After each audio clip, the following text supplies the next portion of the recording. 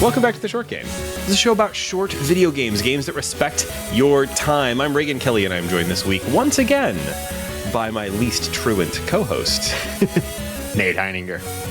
That's right. Shane and Laura are still away. I hope they're having fun, wherever they are. Yeah. But they didn't have to get down in the muck with us, in the disgusting muck, and play Mouthwashing. Mouthwashing. They didn't have the guts. You did it to me again. I am not a horror guy yet. Last year we did a funny little pumpkin game for Halloween that was like delightful and silly. Little Poppy Pumpkin Boy. What was that called again? It was Dr. Pumpkin. It was the Jim Storm Dancer thing. Which I don't remember. Yeah, I'm forgetting the title too. It was cute though. Yeah, and the year before that, it was you and I on that horrible Chinese Devotion. Devotion Ruled.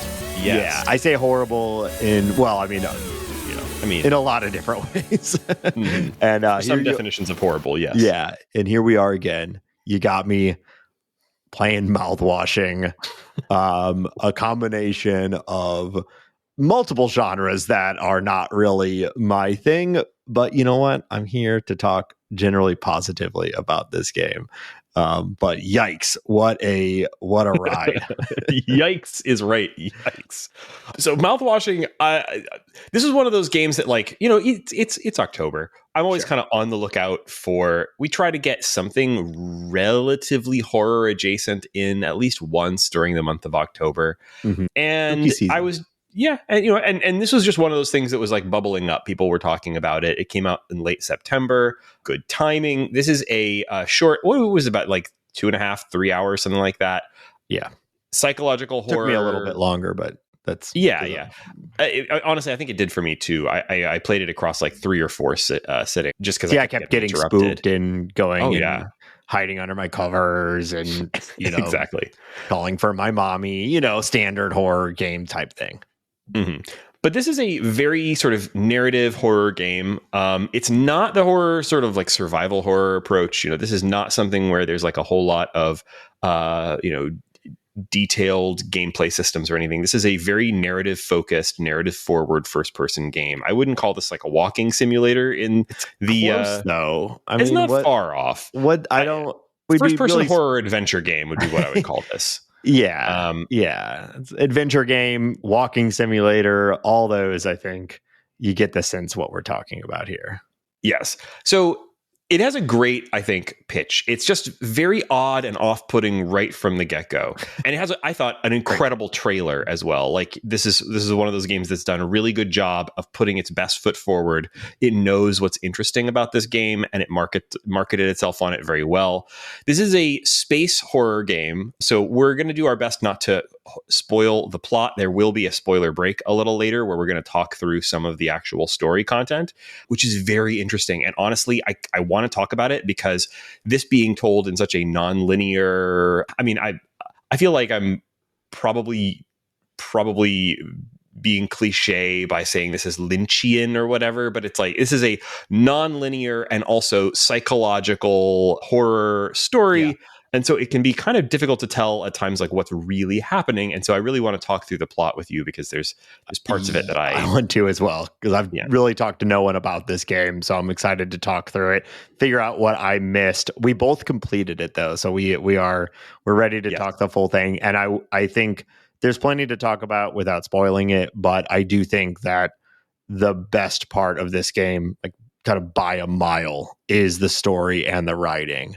So, well, I don't know. Visuals, I think it's just extraordinarily weird looking, and it is. Has some really striking visuals every now and then, like really wild stuff. So setup. This is taking place in the far future. We don't know the year, and it takes place aboard a freighter spaceship called the Tulpar, which is a shipping vessel that is carrying cargo from, we don't even know where to where.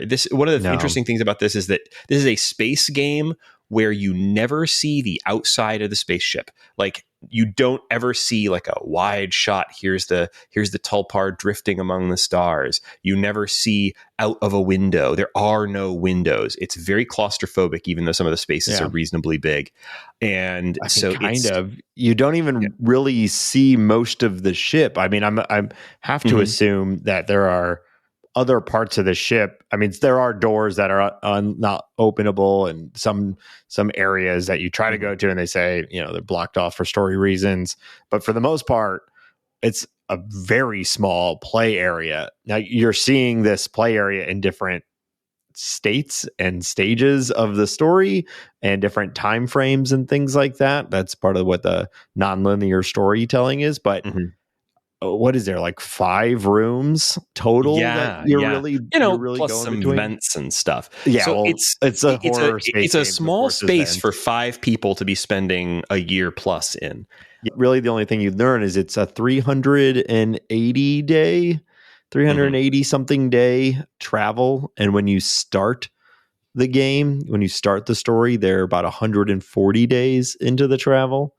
So it's kind of mysterious out of the gates. So this is I'm going to be talking about some stuff that takes place pretty early in the game. I'm not going to be spoiling anything that doesn't appear, for example, in the Steam description or trailer. So take that for what it's worth. But this is a ruined vessel, early in the story. Actually, I believe it happens before the very first moment of the game. This is a crew that is on a wrecked ship. It's not even 100% clear, since we don't ever see the exterior of the ship. I believe the ship has crashed into an asteroid or other body and is just sitting there. It's not moving. They have very little hope of rescue or anything, and in a very nihilistic, it's just the most bleak thing. They're running out of food, and the only thing in the cargo is mouthwash. Piles and boxes and aisles and miles of mouthwash. Nothing but mouthwash. And the crew consists of 5. I think one of the things I really liked about this was that the crew is interesting. Like, this was, they did a great job of making this sort of feel very much like a movie to me. Like, it was, obviously you're playing through it and it has some light gameplay sequences and whatnot, but like these are really distinct characters for a fair amount of the game, but not the entire game. You're largely playing as Jimmy, who is the co-pilot of the Tulpar. The captain is Curly. We mostly see Curly and you'll see him on the box, or not box, you know what I mean, the marketing Steam images and splash so on. Page. Yeah, he's from the time of the crash. He is just hideously burned and disfigured, wrapped up like a gross bleeding mummy, missing an eye. It looks like, missing his extremities. He's just in the worst shape. He doesn't have any lips. He just has weird. I think it's safe to say he's having a pretty bad time. Yeah. Attending to him is Anya, who is the ship's, I guess, nurse. And she's kind of like we haven't talked about the graphics here, but she's sort of like PS1 Shelley Duvall. Yeah, it's a direct reference. So there's a ton, I believe, direct and indirect references to just classic horror throughout this whole thing. I mean, obvious stuff with like Alien and whatnot, but her character model is purposefully designed to be a direct reference to Shelley Duvall. Yeah, I can't imagine it's not purposeful. Yeah, well, it's like the only thing that I really looked up about this game was to see if that was the case, because it was like, if this isn't on purpose, this is an insane just happenstance, because she both looks like her and is dressed like her, and it's an incredible great character. I thought she was very interesting. And okay, let's see who else. There's Swansea. He's the sort of like gruff, overweight guy who is their sort of main engineer, I guess, or like engineer and maintenance guy. Sort of like very. It's kind of like a tropey character, but incredibly well written and goes beyond the trope. But at first, it's interesting. Just sort of like the gruff, rough and tumble, had a hard life, And now he finds himself on this ship after, quite a journey. And then they have an intern, a young man named Daisuke, who has a sort of a surfer vibe, and seems like he was sort of just like along because he needed something to do. His family, wanted him to get some practical experience doing something other than being an idle rich kid. And here he is being like an intern to Swansea. And things are not going well, man. So obviously they're running out of food, they're running out of medicine, which is like painkillers, which are the only thing that can keep the horribly mutilated Captain Curly from just making the worst goddamn sounds, moaning, and it's really effective. You said the visual design is the next best thing after the writing, and I do agree that the visual design. But personally, I think that the sound design was even more like evocative. I what I've also learned about myself after playing this, I've felt this a little bit in like a game like Control and a few other examples that don't come to mind right now. But I think that I personally am way more impacted by like spooky sound design than I am by like visuals. And so I played this game with headphones for quite a while, and I found myself way more like on edge and feeling a sense of dread because of the sound design, the audio, things like Curly just moaning in the background, way more than I did like the visual aesthetic of this game, though the visuals are quite horrifying at times. In case it wasn't, we haven't talked about it much. Like the visuals here are like, it's part of that sort of indie wave of like early 3D, like PlayStation 1 or N64 imitating like low poly, low res texture vibe. But it's also mixing in a really healthy dose of like data moshing and like corrupt digital like visual art kind of stuff. It has a really good look that is unsettling all on its own, just pulling out all of the like PlayStation 1 like Silent Hill like tricks, the like weird fogs, etc. But it's also like it'll throw in like full video capture of like fake ads for mouthwash and things like that. It's visually, I think, really cool. Like it's hard to really put it into. Well, there's a little bit of like the it's not the same tonally, but it made me think a little bit of what the Fallout series does with the like flat cartoon stuff that sort of intersperses through the whole thing with Pip-Boy and like the ads and all that stuff, that it's really reminiscent of like the 50s in that era, because there's you're working for the Pony Express, which is a good name for a spaceship company that is hauling cargo, and there's this mascot like Polly, I think it's a pony. And the like any good corporate environment, the Pony Express logo and the pony itself plays a major part and is everywhere. And this is this like really flat cartoon design that really stands out against the like high, poly PS2 N64 sort of thing that you're talking about. And you mix that with the real time or the real video commercials, and it does give you just an overall like, what sort of like what year is this? What time is this? What like you're kind of bouncing between eras and just adding to an overall unsettling feeling. Another thing that we haven't talked about too much is the like. So we mentioned this is non-linear, but the story is told in this very disjointed way. It's continually like every scene will tell. It often starts with like a title card saying like 20 days before the crash or 3 months after the crash or something like that, telling you like where it is in relation to that. But as things go along, it gets even more disjointed. Things like X number of days before judgment, What does that mean? Very foreboding. And the scenes that are at least nominally played out in the the real timeline of the game are often interspersed with these much more surreal elements, like because we're very often playing as Jimmy, and Jimmy is not well mentally. We're often getting these strange scenes of Jimmy's sort of inner life or his psychosis or something like that.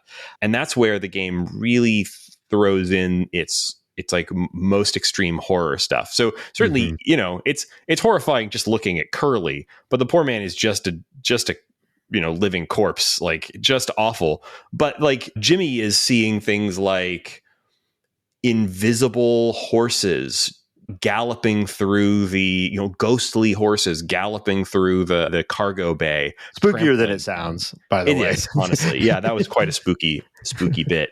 Or other very strange imagery. Lots of tumbling empty bottles of mouthwash. They drink a lot of mouthwash in this just to get drunk and try to get you drunk. Ugh, disgusting, man. Are you drinking the mouth, Raygan? You're 3 months into a doomed space flight.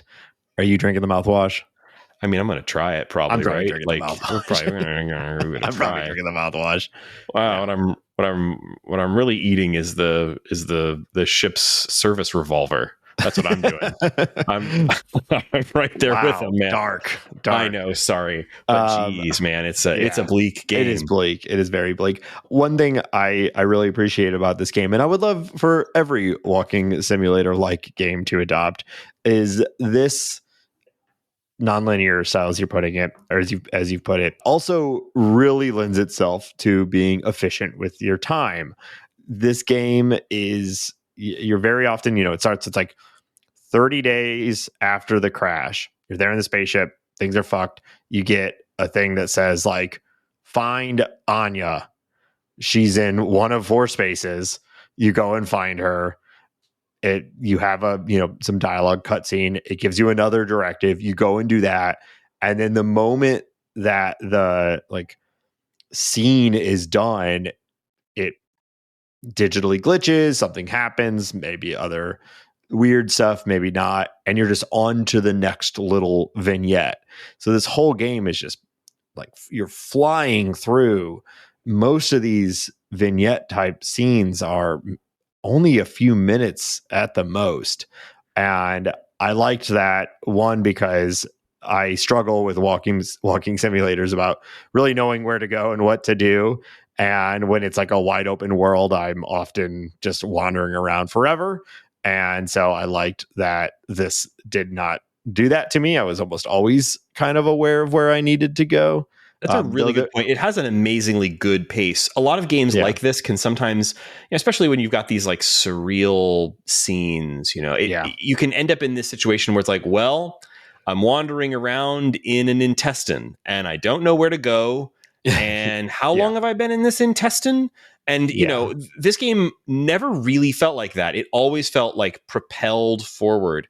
I can think of one time in the game, Nate, maybe you will know what I mean when I say it was the ultrasound sequence, that I got a little bit like stalled and that I just didn't, it was obviously meant to be like a tense moment and I didn't quite know what to do with my hands.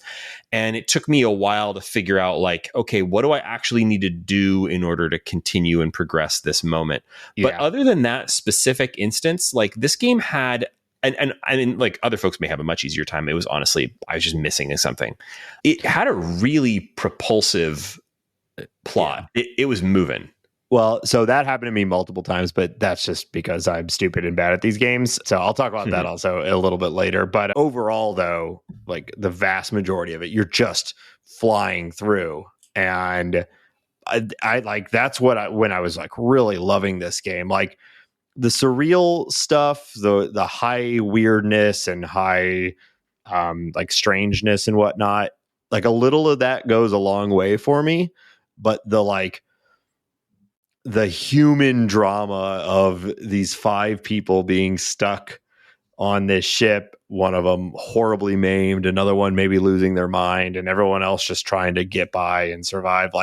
that's my shit. And so that's where I loved this game, was the like, give me the interpersonal conversation. This game gets a little philosophical. It's not like all the characters are very interesting, and they're on the ship for a long time, and they're all ostensibly dying. So they have a lot to say and a lot to think about and a lot to just feel about their lives. And because of these short vignettes, though, like nothing overstays its welcome, and you just get to know all of these characters, I think, very well, and kind of like everybody, even though, you know, there's some real messes going on this ship too. Like I ended up really enjoying all of the characters, and that's where the game like really, really worked for me. Totally. So I think we're getting to the point where like I really want to talk about the story. There's plot stuff to talk about here. This is such a story game. Is there anything left to talk about with this game that doesn't have to belong behind the spoiler break? No, I mean there's like kind of little puzzles. Puzzles might be too strong of a word, but there is like some little things that you kind of have to figure out what you're supposed to do, kind of like you were saying with the ultrasound one. But there's other things where like you have to go find something, and so you have to kind of connect the dots on where it could be, or you have to move the story forward by committing a certain action that you're not quite sure. And for the most part, those, I felt like they were fine. They kind of slowed me down a little bit. It's not a hallmark of the game, but if you're listening and you're thinking you're just walking around talking to people the whole time, it's not just that. There is some like video game gameplay here, some like action scenes that you kind of have to do a thing and do it successfully, or you won't be able to progress forward. There's not a ton of them, but it does sort of break up the game a little bit and add to the pacing, I think. Outside of that, no, I think that's pretty much how this game works, and I think the rest is the story. Yeah, if you like space horror, this is, I think, a very good one of those, and I would recommend this as a, if you need a quick hit of just horror narrative in this tail end of the spooky month. I'm glad folks suggested that we play this. Thanks to all the folks who did. And I definitely want to go to spoiler break. But before we do, because this is a relatively short game, it's just the two of us, I think we got a little time for what's making us happy before we go to spoiler break. Real emotional whiplash here. Right? Yeah. Let's purge these negative emotions and talk about what's bringing us joy while we wait for death on a slowly dying spacecraft. Yeah, I think there's two things going on right now that have been making me happy recently. One, just getting started with, so I'll start with that. Molly and I have started playing Cuphead. So I know that's like, that game came out like 3 years ago. It was the shit for a long time, and we're like post hype on Cuphead. But for whatever reason, like, we've always loved the soundtrack. Molly is one of those people who's like addicted to just watching Cuphead runs, which is apparently a big thing on the internet. And finally was like, well, why don't we give it a shot? I think she finally was like, I want to try to play this game. And I really like hard video games, but for whatever reason, I never really felt inclined to like pick up Cuphead and give it a shot. But it has co-op. We're always looking for a good co-op game, and so we finally pulled the trigger on this one, and he plays Cuphead and Mugman. And I don't really feel like I need to explain what Cuphead is or anything like that. I think probably most of our listeners do already know what it is. Probably one of the most successful indie games of all time, but I've been really enjoying it. We're just getting started, indeed. Outside of that, we got a digital piano, like a nice piano. And I'm trying to learn how to play piano. I've kind of always known for a lot, like I play a lot of instruments, so I've always been able to just sit down and like kind of play piano, but I can't play it like I can't read like sheet music and things like that. So I'm trying to go and actually learn like classical piano. So just getting started with it. We're also getting piano lessons for our daughter, our older daughter. So just trying to learn a new skill. So I'll let you know how it goes. Awesome. I've thought like my in-laws gave my daughter like a little keyboard type piano, and it hasn't even come out of the box, and I just feel a little bad about it.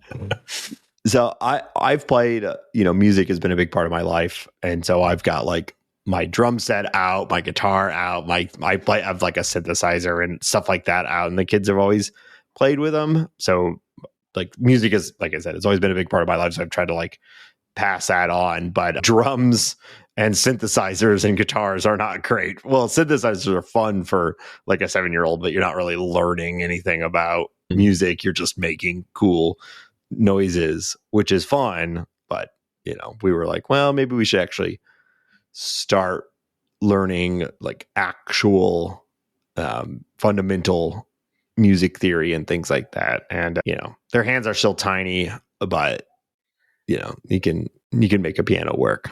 You can play chopsticks with any size hand. Yeah, you see those videos of those like crazy savant kids that are like 6 and just going buck wild. So I'm like, well, if they could do it, we can do like 10% of that. Yeah. Well, I'm eager to hear how that goes. We've thought about putting my daughter into music lessons of some kind, but also we're just sort of like extremely lazy about it. And none of us play any music. And so it's sort of like, okay, I don't know, whatever. Yeah. I'm glad that you're doing that though. And I want to hear how the experience goes. I have a much less, I don't know, edifying thing. And also I'm on my own bullshit some more, so no one will be surprised. I mentioned, I think a couple of episodes ago that I defrauded my work and got a MetaQuest 3. It's actually totally not defrauding. It was like my so my, we started by embezzling some funds, you see, of course. Yes. So we multiple bank accounts and whatnot. Mm-hmm. So we get this health benefit, and it accrues up to a certain point, and I hadn't been spending on anything because I'm a sedentary loser, and so I spent my health benefit money on a MetaQuest 3. This just what they intended it for. Honestly, it's probably more exercise than I've gotten any other way in many, many months. So is that why your mustache is so perky today? Is that why you're...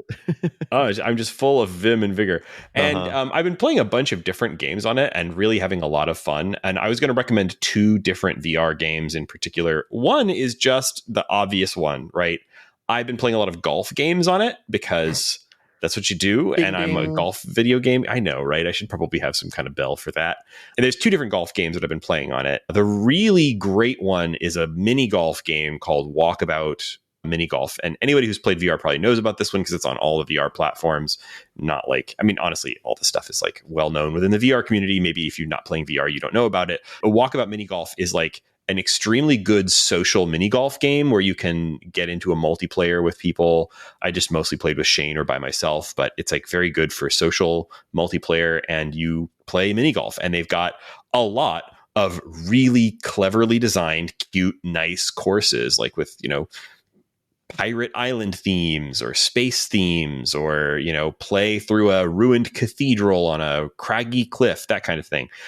Great mini golf holes with like cool gimmicks, but not like so video gamey that it like is like against real physics. It all sort of feels and plays and is really fun. It's the sort of thing that no one would ever actually build, but also the physics make sense and you can play it and feel like you're playing mini golf. So it's really good.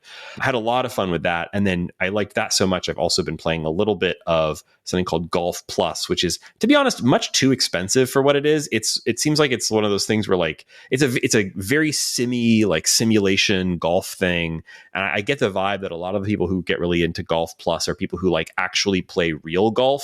And so paying like $30 for a game plus, in order to play any more than the 3 courses that come with it, you're probably paying like $80 a year for a subscription to get access to PGA Tour courses or something like that, or paying $10 a course. It feels a little bit expensive for what it is. But part of the main point of golf is to remove funds from people. And so I think, I bet probably real golfers are looking at that as like, ooh, what a steal. Yeah. Real golfers are like, what a bargain. And here I am, like, I'm like, messing around with it, but I am like at the point where I'm like, do I need to get one of these like golf clubs you attach your Quest controller to? Like, It's only $45 plus shipping. It'll add so much to your range. Yeah, I'll be learning how to. It's good. I'll learn how to play real golf, and then when I someday play real golf, I'll have some. I will not. It'll probably have ruined my entire ability to play golf because I'll have been spending all of my time swinging a weightless stick around. Yeah, he's flinging the golf club 15 yards backwards. Have you played much real golf? Zero. I haven't played golf in real life. I played one round of golf when I was a teenager, and it was awful. And I've never played real golf again. Yeah. And I've always thought that I probably should because I like a lot about digital golf experiences. And I'm edging closer and closer to real golf. Now I'm getting about as close to real golf as you can get without getting an actual club. And maybe I will get an actual club. But yeah, no. Yeah, but then you have to golf. The sun is out there and, you got to use Don't like that. Walking sticks and all that. So it's, it's a lot. I've played a couple times, but I'm so blind that I hit the ball and I have no idea where the hell it went. And then I can't find it. And I just have to have everybody find the ball for me. And because I'm bad, it's off to the side and it's not good. So I've done Top Golf a few times, which is fun.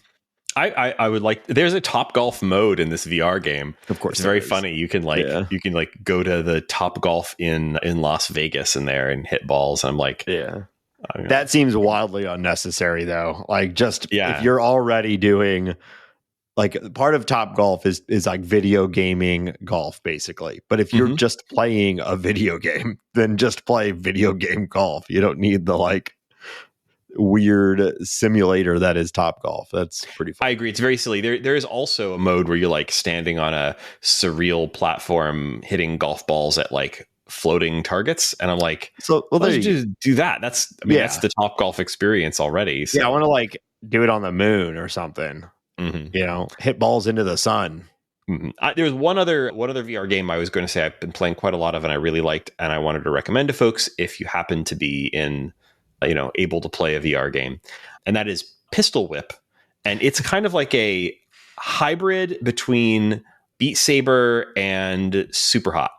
It's you have a gun or potentially two guns depending on the mode, and you are kind of on a treadmill sliding through a low poly landscape full of, it depends on the level, but people keep coming out at you from all sides and you have to shoot them, but you have to shoot them on the beat. That's the gimmick is it's a rhythm shooting game. So it plays a lot like a light gun game. You're just sort of moving along in a straight line, lining up shots, blam, blam, blam to the music. But it's really fun and really well done. And it's also probably the biggest workout I've had in VR so far because it involves a lot of waving your arms around and ducking. A lot of fun. Very highly recommend Pistol Whip. I've been enjoying that one a lot. So, I'm not going to turn this into the VR podcast, but I got this new thing. I'm playing a lot of games in it. I'm playing through Moss again. We did an episode on Moss back in 2016 or something. And I'm playing it on new tech and it looks and plays so much better than it did on the PlayStation VR, which was such crap, man. Nice. It's so much nicer. Yeah. I'm super interested in VR and I've had some good experiences with my buddy's PSVR as well. And I still feel like I'm another generation away from owning one myself. But I'm glad you're having fun.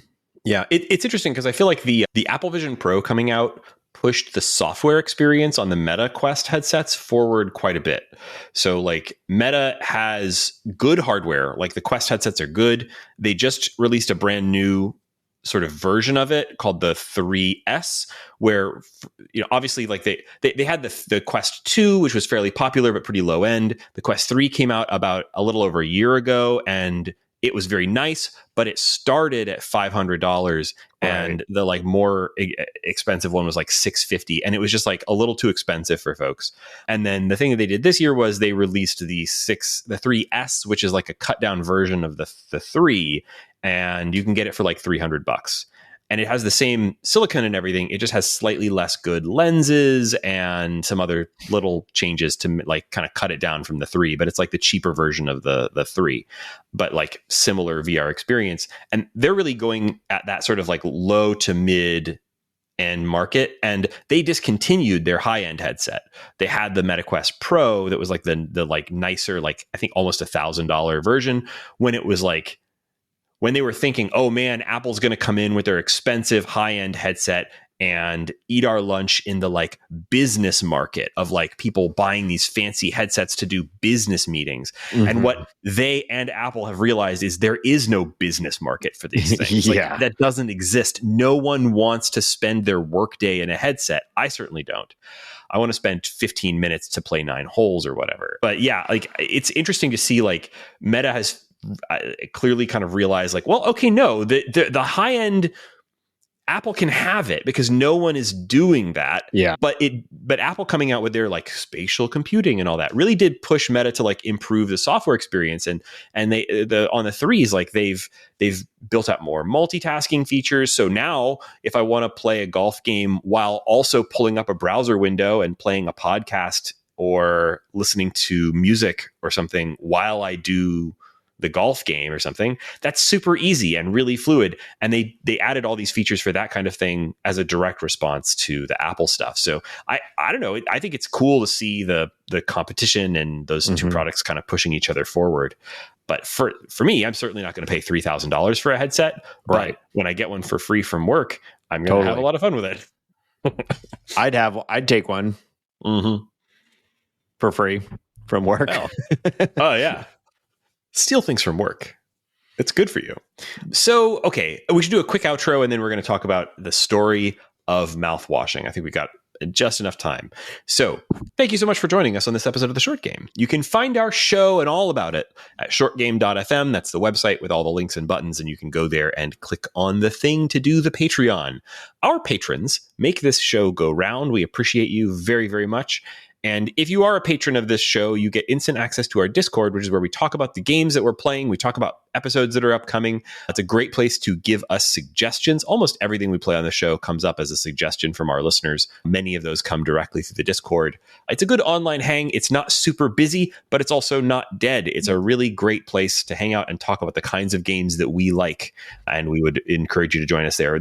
If you need some place to talk about UFO 50, that is the place to do it. I think it's the most our Discord has been engaged is around UFO 50, which I know we're considering an episode on it. I think highly. I'd still love to, but man, like my path through UFO 50 has been very slow. Like I still haven't touched anything except the top row of games, and I'm dipping in and out of them. I think that's for me.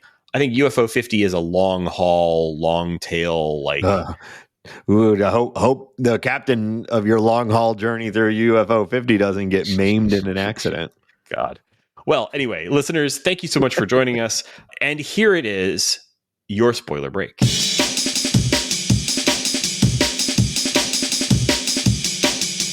Okay.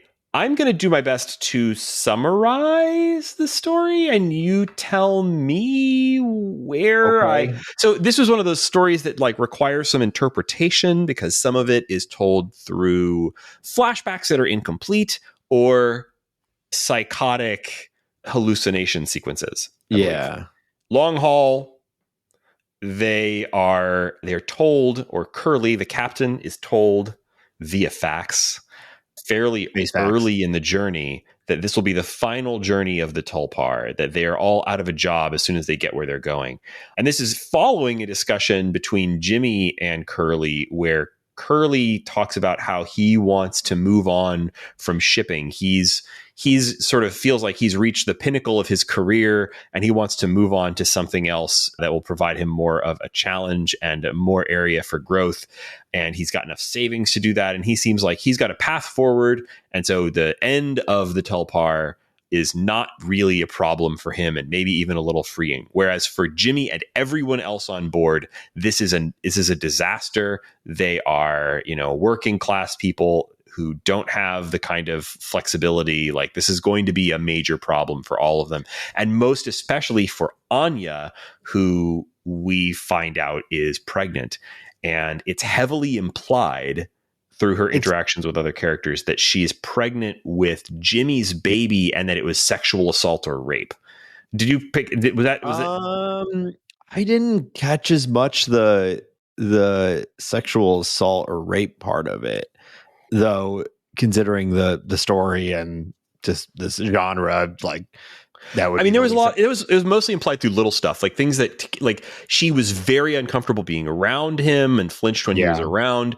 There was a part where she was asking, I think it was Captain Curly, like, why do we have why can we have locks on the medical door but not on the living quarters? And it was like, oh, that's an uncomfortable conversation. Like, there's little hints like that, but that part I don't think was like outright stated. So I might be wrong there, but I'm inclined to agree with you, though. I mean, the whole thing, it was definitely, felt like it was a big cover up, and she was like ashamed of the pregnancy. So certainly not excited about it. And so perhaps because of the dread of the impending pregnancy and losing his job in a attempt at a murder suicide, Jimmy intentionally crashes the Tulpar into whatever asteroid or something. That's the opening scene of the game. So the very first thing you do in this game is that you are in the cockpit. You don't know who you are. But you're in the cockpit, and it's like a big warning on the screen says asteroid incoming, collision course. Turn the ship 1.4 degrees to the left.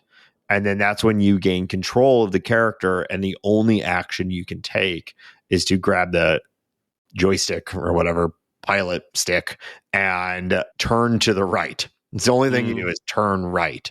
And so then it turns right, and you get all these alarm bells and etc. And there's this big red button on the dashboard, and it's saying autopilot engaging.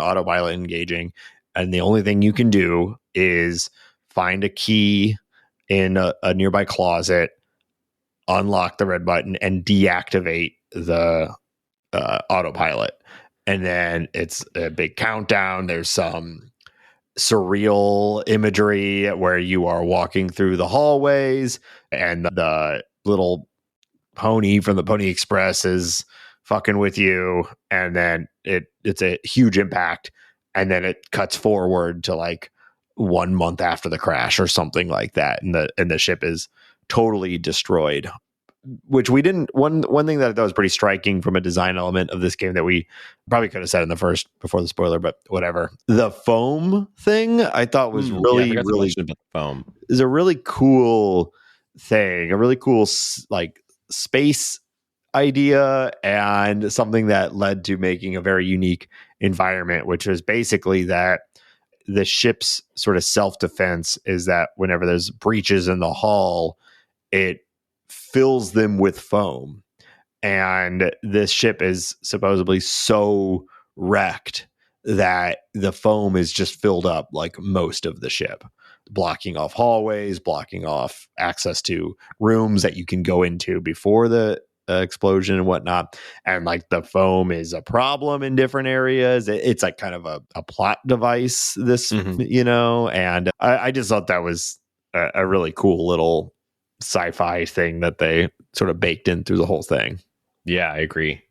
And so the story overall, we kind of see Jimmy. First of all, Jimmy like portrays Curly as having kind of like lost it and done the deed of steering the ship into the asteroid. Everyone believes it was Curly, not Jimmy. Jimmy takes over as the acting captain, and sort of in the middle of the characters, trying to keep themselves and the ship alive, and things are slowly getting worse and worse, and they begin turning on each other and so on. They break into the cargo container and find nothing but mouthwash there. We get some really surreal scenes. We mentioned earlier the scene of the wild ghost horse galloping through the cargo area. Yeah. Yeah. So you're going through and you're trying to find disinfect. This is super late in the game though, right? You're going to try to find disinfectant because because that was Daisuke had gotten severely injured trying to get in to stop Anya from killing Curly. We're just deep into the plot at this point. And you go into the cargo hold and it's like pitch black. And this is what I was saying before the break. This is one of the more like video gamey things where it says keep quiet, like real big. And you can only take a handful of steps at a time or you get eaten or whatever by a gigantic horse. And you can't even really see it most of the time. But like I did have like a little bit of a, when I had my little code scanner and it was like right on me. And it was this giant spooky pony that, caught me off guard a little bit. The code scanner is another thing that both cracked me up to think that this is how they would ever do this, but also served as like a good sort of sci-fi spooky thing. Like there's all these doors everywhere and items that can only be unlocked if you have a specific code. And the way you get the code is the captain has like it's like basically like a little black light that they shine onto these little posters and things that give the codes. And so when they shine the light on it, it gives you the code. And so it acts as like a little bit of a gating system for the game and whatnot. But it also gives you this like sort of shitty little flashlight that can be helpful sometimes, is like the little code scanner. But it just really made me laugh to think that this is like a far-flung future, and the way they are like keeping codes secret is just through a blacklight poster. It's like invisible ink. It's like Invisiclues. And that like there's a scene where you're scanning a code on the wall and like three of the characters are like right behind you waiting for you to do it. So it's like, well, everybody knows, man. Like we all know this code now. And to think that what's the captain doing in normal times? Like, all right, everyone turn around, like it's very silly, but it does, it's whatever. It doesn't matter, but it made me laugh. Yeah. Some of it has that feeling of like, well, this is shitty, but it's shitty because Pony Express is shitty. Yeah. And so in some ways, like all that, though that is a little video gamey to have like 4-digit door codes. I think it all sort of added up to work, It's very effective. Well, and it gives you, again, it's like they use it for story purposes as well. And then you do get this little light that you can carry around and you have to use it for different things. And, it's fine. It's not really a complaint. I'm not like knocking it for this, but it stood out to me. It's like, there's no fucking way that a spaceship in like the future would be using a blacklight poster to obscure codes from the crew. But what else is there to say about the story? Like, what did you think of? So, okay, this is one of those games where everybody dies. We're talking story spoilers, but every single one of them was very effective to me. I was horrified when Daisuke like injured himself and was bleeding out, and Swansea like put him out of his misery with an axe, like to the face. Word, yeah, to the face, like to the face. Come on, the brain. Come on, guy. Yikes. And then that was followed by like the like chase sequence where he comes after you're still playing as Jimmy at that point, and he comes after you and you have to run away. But like it, in his mind, he's running away through what looked to me like a New Orleans style cemetery. Yeah. Through a bunch of like mausoleums and things. Did you get there's a bunch of achievements in this game and some of them are funny. Did you get the achievement you can get when you're fighting Swansea in the graveyard? Probably not. What was it called? It's called The Good Ending. And it is, if you get killed by Swansea 10 times, you get this achievement. So I did not get that. That's pretty good. Yeah, because I got killed by him a fuck ton because I'm bad at these sorts of things. But it made me laugh that there was an achievement for getting killed by him. So, and then you execute Swansea. So that was pretty shitty. And then Anya kills herself. Mm-hmm. And Curly might be alive.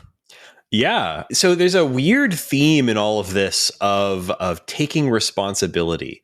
Jimmy is constantly saying that he's going to fix it. He's going to fix things, which, like, what does that mean? His way of fixing things is psychopathic. Psychosis, because even when Daisuke is dead on the floor, he's like, I can fix it. I can fix him. It's like, fix what, you freaking crazy man. And so there's that, and right to the very end, he thinks he's being a hero and fixing and saving everyone, despite that the fact that he's literally killed everyone. But his last act is throwing Curly's, this is after he eats part of Curly's leg and then force feeds it to force feeds the leftovers to Curly. My God, very gross. Good sound effects there. He throws Curly's still alive, barely, almost corpse into the only remaining cryopod to freeze, to give him 20 years to potentially hang in there until they get rescued. Who knows what's going to happen. And shoots himself in the head while waiting for it to, or presumably that happens off screen. We hear it.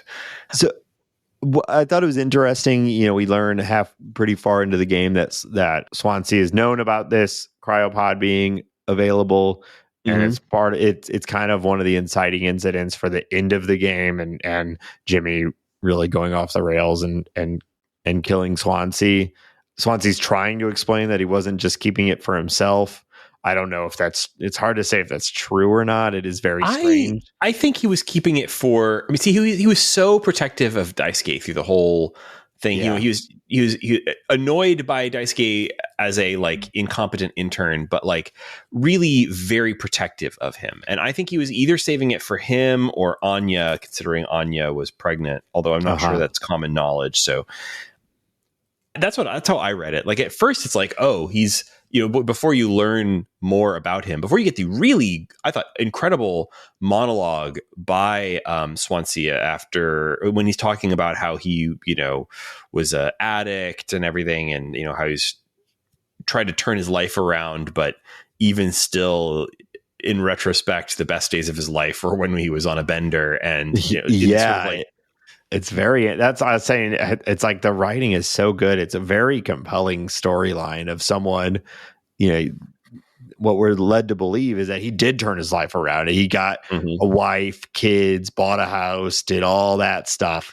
And here he is on his deathbed, essentially facing his dad. He found it also like almost meaningless, but he seems to have this final bit of meaning, and like he was trying to save the last pod for somebody other than himself, right? Yeah. I thought that was really quite well done, and like I came away from it with, like, feeling really, really sad about that character.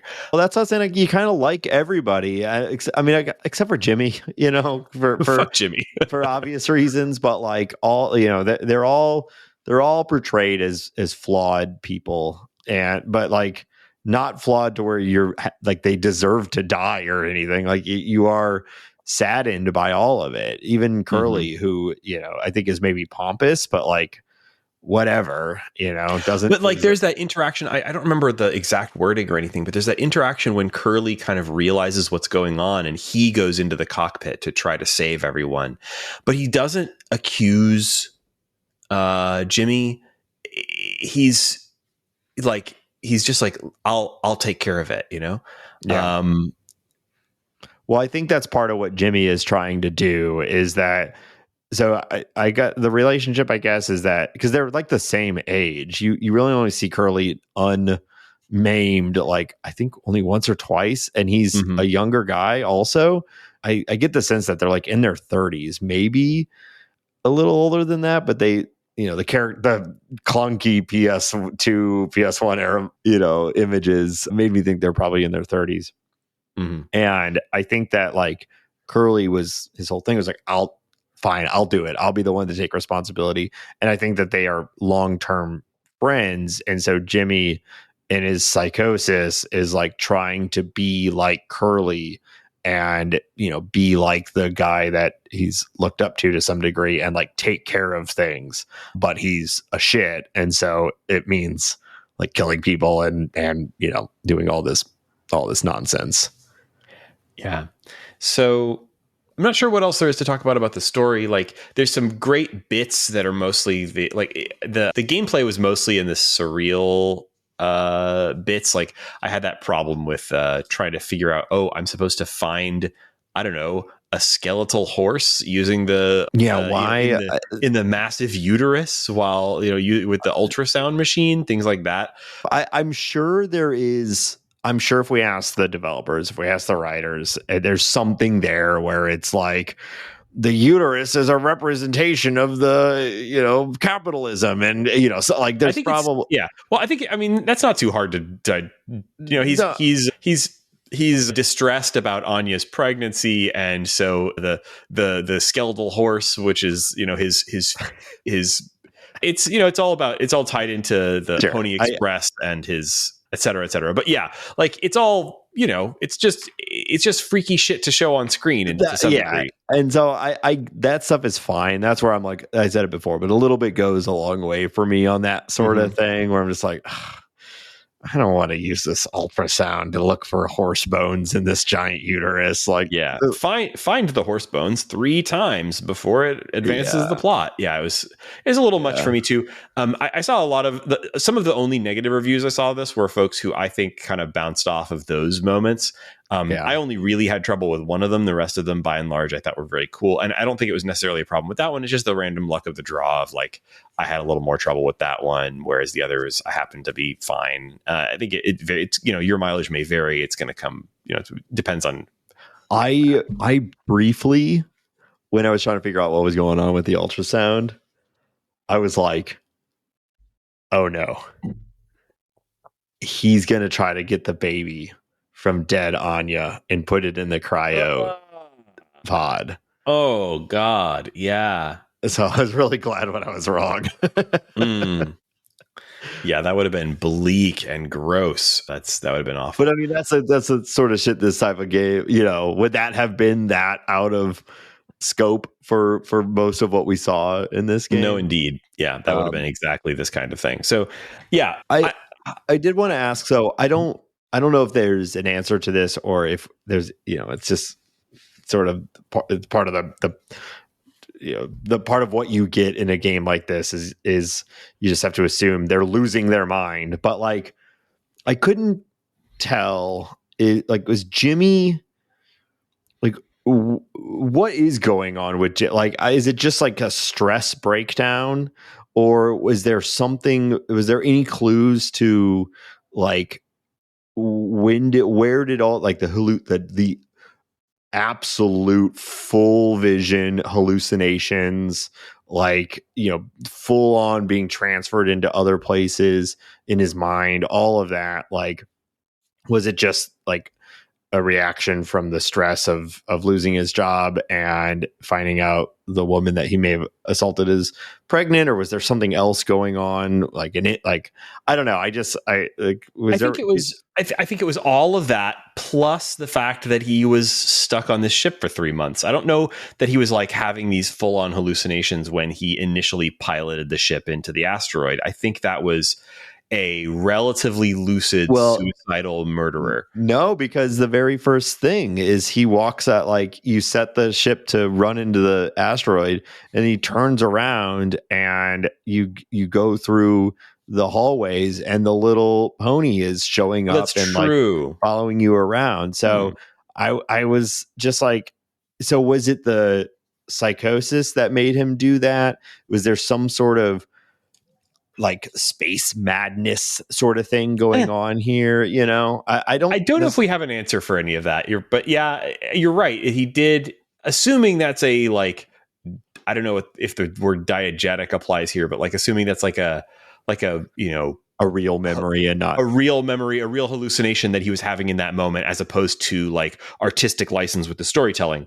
Like, and that's the thing with all this stuff. Like, are we seeing a man have hallucinations, or are we seeing an artistic representation of his mental status, or what, Yeah. like, And I who knows? don't think we need an answer to that question, No. but there was definitely something I was thinking through the whole thing, and I was hoping to get like some clues about it, but we never really got it. Or if we did get something like that, I completely missed it. Mm-hmm. Well, I'm glad we played this. I would really like to play this game is the second game from this team. They're called Wrong Organ. Great title for a horror dev. This is the second game from this team. Their first game is totally free on itch and is called How Fish is Made. And I have not played it, but I watched the trailer, and it is a good title, and it looks incredible. You play as a dead fish, or just a floppy fish flopping around. It is a horror game. The description is just, are sardines trustworthy? Are you? Do you want to be? This is from a couple of years ago. It looks awesome. I would really like to check it out. There's a little it just looks incredible. There's the last screenshot in the Steam page is what looks like a tiny, what are those things, like a water bear, the like microscopic little organism, but it's got a top hat and a little cane, and it's standing on top of a fish head doing a little dance of some kind. Love it. Looks great. So I would really like to play this, and glad to know there's something else to check out from this developer, and also it's free. So maybe check that out too, or even give that a try first if you want to get a little bit of a sense of what these people's vibe is, since it is free. Definitely worth checking out. Let's see. Any last thoughts on mouthwashing? Only one thing I kind of hinted at earlier too, and I've said this before for games like this. I know that they're trying to be very controlling of the visual aesthetic and present the world in a very specific way, but there were like no sliders or anything for the visual control of this game, brightness, contrast, otherwise, and for some of us those things are very, very helpful. So there was a lot of this game that was like really hard for me to navigate because it is so dark and red, and that's really specifically challenging. Like those are some of the worst. So there's a lot, like this game took me a lot longer because I was just like stumbling through the spaceship. So I think you can still create a spooky environment, but let us toy with the visuals a little bit. There was like nothing in this game. Sorry to do that to you, Nate. It actually makes it less spooky because I'm just like, well, I don't know what they're trying to show me right here. It's like just a vague redness. I think it's something scary, but I can't really tell what it is. So yeah, this is definitely one that had me like, I played through a good chunk of this game on my VR headset, which I was mostly just doing because like, hey, new toy. But it also like, there's some pretty good ways to stream PC games to the headset that make it kind of fun and comfortable. And this was a strange one to do that with, man, because like it really adds to the locked in feeling of a horror game if you play a game in like a blank void surrounded by nothingness, and with really like all those sound effects right in your ears and right in your face. It was something else. So fully work on forcing someone's jaw open so you can cram pills down their mouth. You could tell they're like, this is so good, this sound. Let's just make the screen black. Like all you get, you're just going to hear it. We're going to do black screen and just the sounds of you forcing someone to take painkillers. It's very effective. It's awful. More impactful than if we had like a bad, PS1 era thing of like putting a pill into his mouth or something like that. Just the sound of it with a black screen was like the best way to do that. Yeah. Awful. Well, again, folks can find this game on Steam and also on itch.io. It is a $13 game. I think it's a nice little bargain. Took me, again, about 3 hours. Might take you a little longer than that. Depends on how quickly you move through these bleak vignettes. And recommend it. and pretty sure it's Windows only at this point. It's not out on any consoles or anything. So yeah, grab it here, grab it on itch, wherever you want. And that's Halloween. it for our spooky. That's it for our spooky games of Halloween. So thanks, folks, for joining us on this episode of The Short Game. As you're listening to this, the voting on the comp has closed, but the results have not been released yet. So I'm looking forward to seeing what those are and maybe playing some of the things that we've missed out on. We're also in the middle of playing through. The schedule's a little bit of a question mark right now. We're all working on the fairly long for us game 10,000 X Resist, but I'm really enjoying it a lot. So looking forward to talking about it once we've all played enough to have something to say. And at that point, then we're also looking for recommendations. So let us know. You know where to find us. I mean, there's no more vaunted award in gaming than the Short Game of the Year. And so if you are worried that your favorite Short Game of the Year it will not be up for the running because we have not played it yet. We got like a month of games left before, the council gets together and we do all of our sacrificial tributes and all the things that we do in order to make our decisions on Game of the Year, Dirtbag of the Year, things like that. The important ones. Yep. All right. We're already thinking about some new categories for this year. We're looking forward to those. So thanks again, and we'll join you on the next episode of The Short Game.